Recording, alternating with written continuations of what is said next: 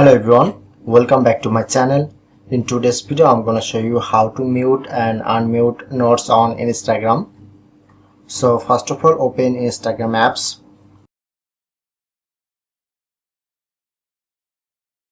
Before start the video, make sure to subscribe our channel and hit the bell icon for more update. So let's get started.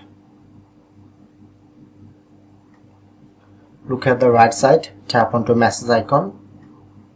Now shown here to notes, simply tap on and click on to mute notes. Okay, notes will be done. Now I am showing how to unmute this note. Click on to profile. Look at the right corner, tap on to three line.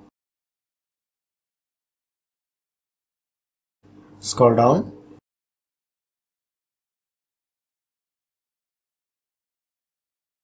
Click on to mute option. Click on. Tap on to following option. Go to mute and just disable this mute option. So that's how you can easily mute and unmute notes on Instagram.